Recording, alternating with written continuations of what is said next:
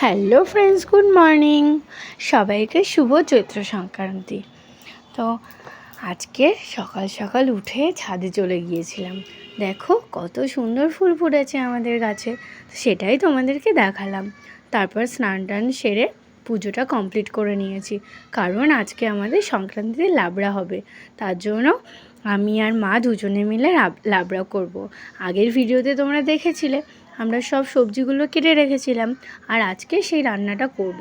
কারণ এত সবজি একদিনে কাটা প্লাস সকাল সকাল রান্না করা সম্ভব নয়, ওর জন্য আমরা আগে থেকে কিছুটা কেটে রেখেছিলাম।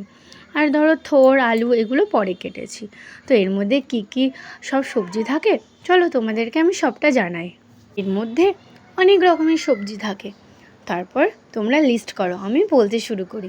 এর মধ্যে আমরা দিয়েছি সজনে ডাঁটা, কাটোয়া ডাঁটা, লাউ ডাঁটা, কুমড়ো ডাঁটা, পুঁই শাক, কুমড়ো, আলু, বেগুন, পটল, ঝিঙে, উচ্ছে, থোড়, তারপরে হচ্ছে গাজর, মূলো, বিট, ক্যাপসিকাম, তারপরে কুদলি দিয়েছি। তোমরা কে কে কুদলি চেনো আমি জানি না, কিন্তু কুদলি বেশ ভালোই খেতে, টকটক একটু একটু। তারপর এর মধ্যে দিয়েছি, দাঁড়াও মনে করে করে বলতে হবে, ভুলে যাচ্ছি। তারপর এর মধ্যে দেওয়া হয়েছে রাঙা আলু, মানে মিষ্টি আলু।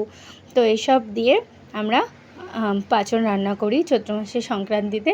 আর এর মধ্যে দেওয়া হয় ছোলা, বাদাম আর শিমের দানাও দিয়েছে মা এবছর। দেখো আমি সকাল সকাল উঠে স্নান করে পুজো দিয়েছি, দিয়ে তারপর শাড়ি পরে নিয়েছি, কারণ আমার শাড়ি পরতে খুব ভালো লাগে। তো মাঝে মাঝে আমি শাড়ি পরি, জানো তো, খুবই ভালো লাগে।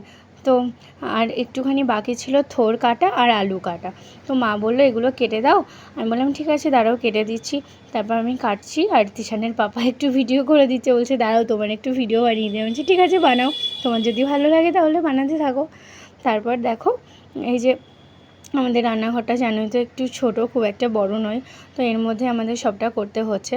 তারপর আমি আমার ছেলেকে আবার স্কুলে দিয়ে এসেছি, কারণ স্কুল ওর বন্ধ নেই, মানে খোলাই আছে। তো তার জন্য ভাবলাম যে 2 ঘন্টা তো ক্লাসটা করে নিক। তো আমি ওকে দিয়ে আসলাম, দিয়ে লাবড়া আমি আর মা মিলে দুজনে তৈরি করলাম। তারপর আবার যাব স্কুলে, ওকে আনতে যাব।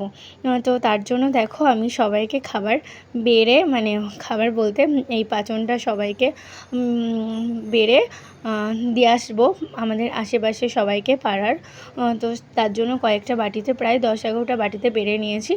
তো এগুলো দিয়ে আসবো, দিয়ে এসে আমি ফ্রেশ হয়ে শাড়ি চেঞ্জ করে তারপর যাব, কারণ স্কুলে তো ছাপা শাড়ি পরে যেতে ভালো লাগবে না।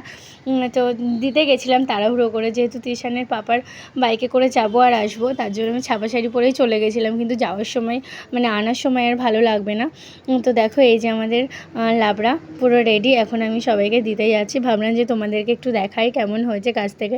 জানো তো কদিন ধরে আমার ক্যামেরাটা খুব মানে কি বলবো, বাজে দাগ চলে আসছে ক্যামেরার মধ্যে, তার জন্য আমি ভিডিও খুব একটা বানাতেও পারি না। তারপর দেখো পাঁচন টাচন খেয়ে আমরা রেস্ট নিয়ে আমরা দুজনে, মানে 3 জনে মিলে চলে গেলাম পার্কে। বাবা অনেক দিন ধরে বলছে মা পার্কে নিয়ে চলো, পার্কে নিয়ে চলো। আমি না যেতে পারছিলাম না। আমি বললাম চলো আজকে তাহলে পার্কে যাই, যখন সবই হয়ে গেছে। তারপর দেখো ও ঠাইয়ের সঙ্গে খেলছে, আমি ভিডিও বানাচ্ছি, কারণ এই সময়গুলো তো মানে যত দিন যাবে তত স্মৃতি হয়ে থাকে, তাই না? আজকে ঠা হচ্ছে ওর সঙ্গে খেলা করছে, মানে ভালো লাগছে দেখতে। তারপরে কদিন পরে আবার দেখবো, আর মনে হবে যে মায়েরও মনে ভালো লাগবে যে মানে উনি ওনার নাতির সঙ্গে পার্কে গিয়ে খেলা করেছে। তো এগুলোই আর কি। তো দিন যত চলে যায় না তত মানুষই মানে এগিয়ে যায় আর সময়টা পিছিয়ে যায়।